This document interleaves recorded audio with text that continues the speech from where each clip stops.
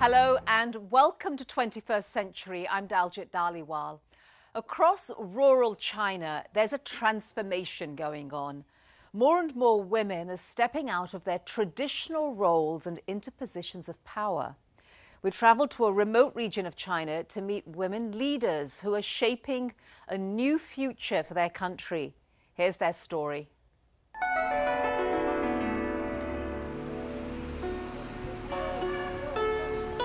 It's a typical sight here in the Chinese countryside.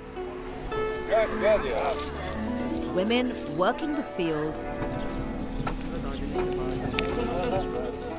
and preparing meals for their family. But it's rare to find 41-year-old Peng Wei-ling in her kitchen. She has little time for domestic chores. That's because Peng is busy in a very different kind of role, that of Communist Party secretary for her village. She was elected 4 years ago, the first time ever that a woman in her province attained such a leadership position. Having taken up this position, I had to be responsible and let people know that as a woman, I was just as good as anyone. Peng's story is a success story. It's also the story of many women's struggle to secure positions of power, a tale shared across much of rural China, where women have customarily had little say in the affairs of their community, and where more than 75% of all officials are men.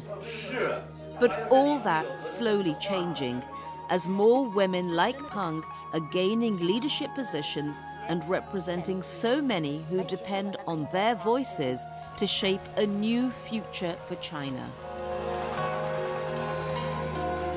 Peng's village of Qingxi lies close to the Russian border in northeast China. With only some 3 months of frost-free days a year to plant and harvest, life is especially difficult for the families she serves. Peng spends most of her time advocating for them, like helping farmer Ke Pei-ching gather evidence of damage for an insurance claim after his land was flooded. Whether or not he receives this compensation can mean the difference between saving his field or him losing it all. As an official, my main responsibilities are looking after village affairs, communicating with higher levels of government, and putting in place policies to improve infrastructure in the village and to help develop the economy of the community. And here, that means building roads to improve trade and building bridges to help rural farmers access their land. The river used to divide our village in half. People had to wade through the river to get to the fields. Vehicles had to drive through the water. But one of the most important responsibilities, Peng says, is handling disputes that often begin over issues of land ownership and boundaries. Land is the lifeblood of the countryside. To help keep the peace in her community, she's a constant presence at the province's Land Bureau. Today, the Land Bureau has come to confirm the boundaries between fields. Once this has been confirmed, the land will be managed properly. Jin Kafu is a village head who works closely with Peng. He says he's witnessed the power of women leaders. There was a 2-year dispute between 2 families in the village over field boundaries.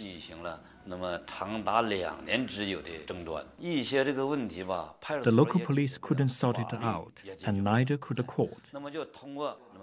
But Secretary Peng and the village party committee harmoniously resolved the years of grievance. Efforts are underway across rural China to get more women involved in shaping policy and enacting change. A pilot project to do just that was launched in Peng's own village with the support of the United Nations Democracy Fund, UNDEF. Our project tried to increase the number of women leaders. Mikiko Sawanishi is UNDEF's deputy executive head. She says the first step is identifying potential female leaders in villages across the country and then training them to run as candidates. They're taught about the issues of politics and are given guidance on the electoral process. Finally, she says, women are taught vital leadership, management and decision-making skills. But UNDEF and many others believe that part of shaping the women leaders of tomorrow also means helping women gain economic independence today. And so leaders like Peng are helping set up new industries in which women can play an active role. Industries like producing honey and harvesting mushrooms. We saw the market potential and wanted to do this large scale. We negotiated with the local government and raised money in poverty relief aid. But while promising, Swahanishi says that getting women on board is not enough. Men's attitudes must also change. Project also educate or change the men's perception so that also men can support and help the women to raise their voice, where women can really voice their rights. Men and women should be equal and independent. If their status in the family is not raised and they are not given equality, then that's discrimination. But while the women remain hopeful that change will come, juggling the demands of their roles in government with the needs of their families and their farms in many cases has not been easy for so many women leaders here. I used to be the main force at home in farm work. Since becoming party secretary, I don't have time to work in the fields anymore. My husband showed us the whole responsibility. I feel very guilty about this. I'm really sorry about it, but there's nothing I can do. But in what Peng hopes is a sign of new times in rural China, neither she nor her husband and son would have it any other way. At first, the man in the village said, I was like a woman. I had to look after the chickens and ducks and do other housework. But I accept this for the sake of Peng Wenling's work.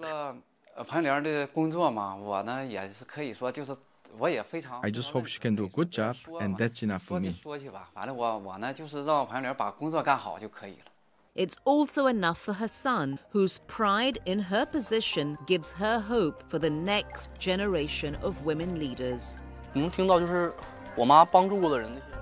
Sometimes when I hear people thanking my mother from the bottom of their hearts for helping them, I feel very happy. Even though she can't spend much time with her son or husband, she can help others to live well.